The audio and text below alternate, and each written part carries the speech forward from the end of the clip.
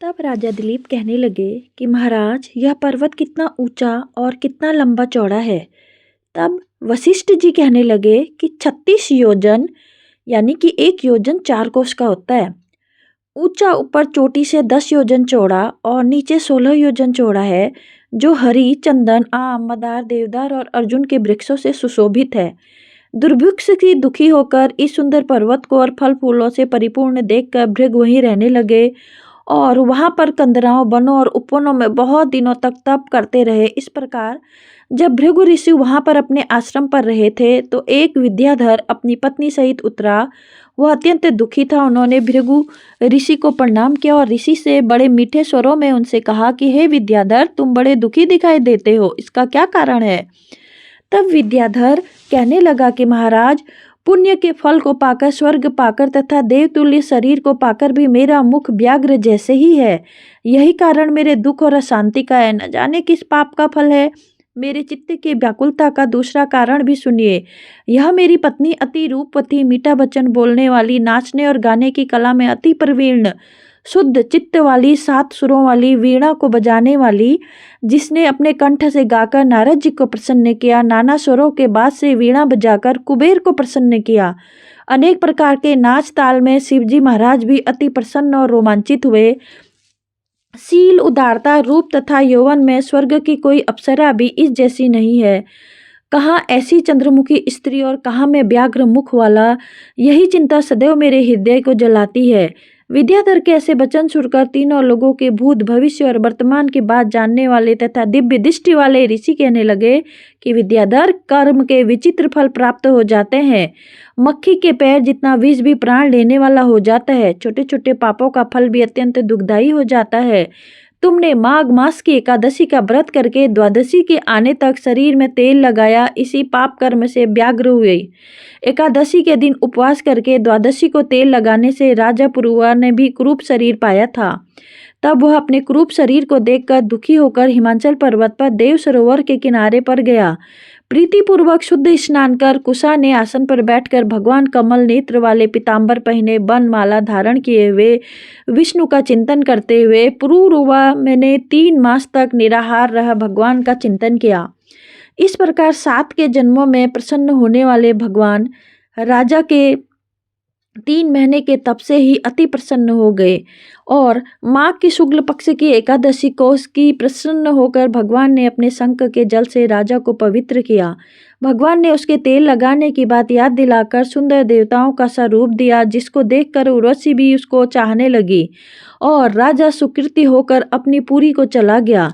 भृग ऋषि कहने लगे कि हे विद्याधर, इसलिए तुम क्यों दुखी होते हो। यदि तुम अपना यह राक्षसी रूप छोड़ना चाहते हो तो मेरा कहा मानकर जल्दी ही पापों को नष्ट करने वाली हेमकूट नदी में माघ में स्नान करो, जहाँ पर ऋषि सिद्ध देवता निवास करते हैं। अब मैं इसकी विधि बतलाता हूँ। तुम्हारे भाग्य से माघ मास आज से 5वें दिन ही आने वाला है। पौष शुक्ल एकादशी के इस व्रत को आरंभ करो। भूमि में सोना, जितेंद्रिय रहकर 3 दिन में 3 समय स्नान करके महीना भर तक के निराहार रहो। जब भोगों का त्याग करके तीनों समय को शिवजी स्तोत्र और मंत्रों से पूजन करोगे तो तुम्हारा मुख कामदेव के समान हो जाएगा और देवता भी तुम्हारा मुख देखकर चकित हो जाएंगे और तुम अपनी पत्नी के साथ सुखपूर्वक क्रीड़ा करोगे। माघ मास के प्रभाव को जानकर सदा माघ में स्नान करो। पाप और दरिद्रता से बचने के लिए मनुष्य को सदा यत्न से माघ मास का स्नान करना चाहिए। यह स्नान सदा सब दानों और ब्रजों से फल को देने वाला है और पापों का सही होता है।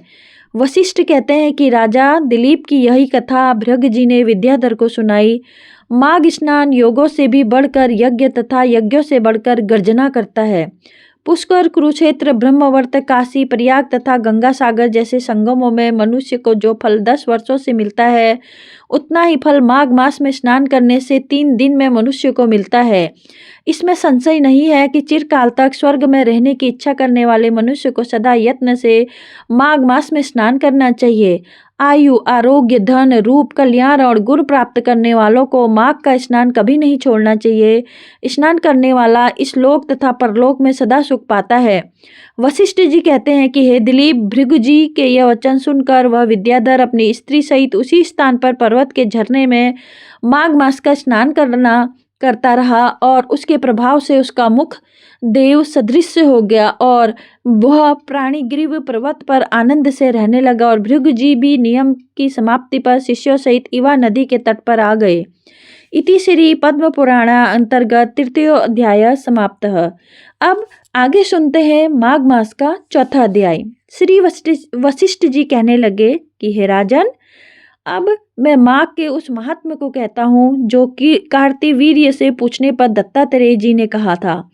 जिस समय साक्षात विष्णु के रूप में श्री दत्तात्रेय जी सत्य पर्वत पर रहते थे, तब महिष्मति के राजा सहस्त्रार्जुन ने उनसे पूछा कि हे योग्यों में श्रेष्ठ दत्तात्रेय जी, मैंने सब धर्म सुने हैं, अब आप कृपा करके मुझे माघ मास का महात्मा कहिए।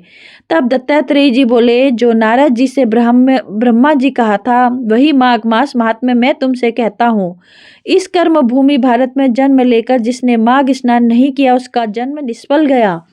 माघ मास महात्म्य भगवान की प्रसन्नता, पापों के नाश और स्वर्ग की प्राप्ति के लिए माघ स्नान अवश्य करना चाहिए। यदि यह पुष्ट शुद्ध शरीर माघ स्नान के बिना रह जाए तो उसकी रक्षा करने से क्या लाभ। जल में बुलबुले के समान, मक्खी जैसे तुच्छ जंतु के समान यह शरीर माघ स्नान के बिना मरण समान है।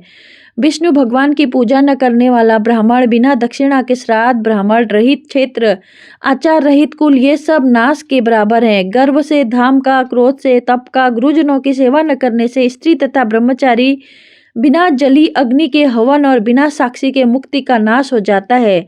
जीविका के लिए कहने वाली कथा, अपने लिए ही बनाए हुए भोजन की क्रिया, शूद्र से भिक्षा लेकर किया हुआ यज्ञ तथा कंजूस का धन, यह सब नाश के कारण है।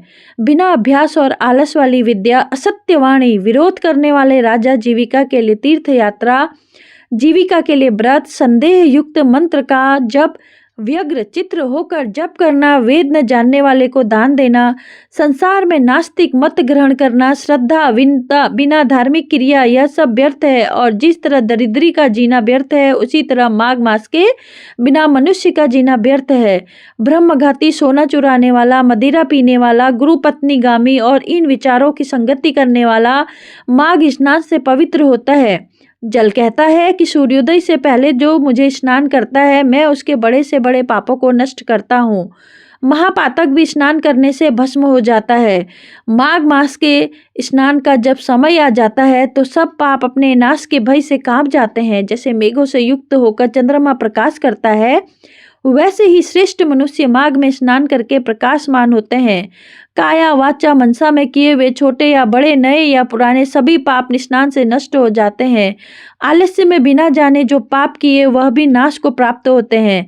जिस तरह जन्म जन्मांतर के अभ्यास से आध्यात्मिक ज्ञान की प्राप्ति होती है, उसी तरह जन्मांतर अभ्यास से ही माघ स्नान में मनुष्य की रुचि होती है।